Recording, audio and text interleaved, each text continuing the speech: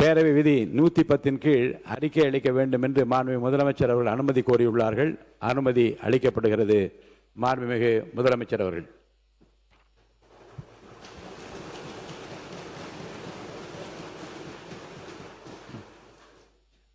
மாண்புமிகு பேரவைத் தலைவர் அவர்களே, விவசாயிகள் நெல் மற்றும் கரும்புகளை பயிரிடவும் அறுவடை செய்திடவும் விற்பனை செய்திடவும் தங்களது உடல், பொருள், ஆவி அனைத்தையும் செலவிட்டு மேற்கொள்கின்றனர். தற்சமயம் தமிழ்நாட்டின் ஃபினான்ஷியல் பொசிஷன் சரியில்லாமல் இருந்தாலும் நெல் மற்றும் கரும்பு பயிரிட்டுள்ள விவசாயிகளின் நலனை பாதுகாக்க வேண்டும் என கருதி தமிழ்நாட்டின் வரலாற்றில் இல்லாத அளவில் மாநில அரசின் நெல் மற்றும் கரும்புக்கான ஊக்கத்தொகையை அதிகரிக்க முடிவு செய்துள்ளோம்.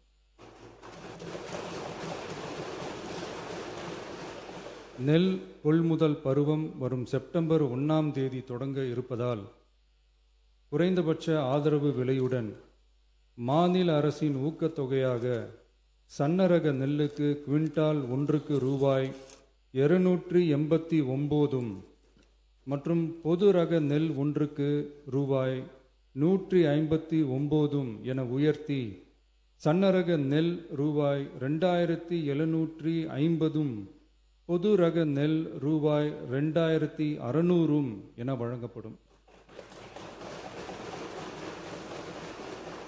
மாநில அரசு நெல்லுக்கான ஊக்கத்தொகையினை ஓராண்டில் 156 ரூபாய்க்கு மேல் உயர்த்தி வழங்குவது வரலாற்றில் இதுவே முதல் முறையாகும்.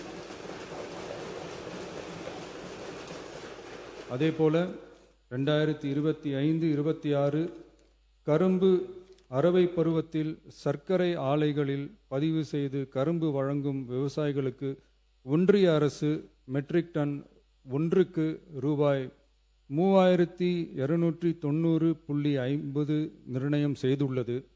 அதற்கு மேல் தமிழ்நாடு அரசால் சிறப்பு ஊக்கத்தொகையாக டன் ஒன்றுக்கு 709.50 ரூபாய் வழங்கப்படும்.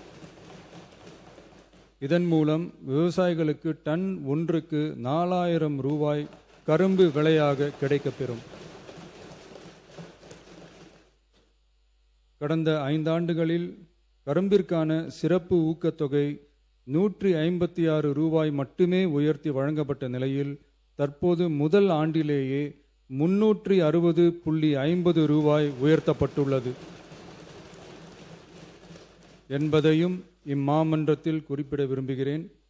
மாநில அரசால் கரும்பு சிறப்பு ஊக்கத்தொகையாக மெட்ரிக் டன் ஒன்றுக்கு ஓராண்டில் 134 ரூபாய்க்கு மேல் வழங்கப்படுவது வரலாற்றில் இதுவே முதல் முறையாகும்.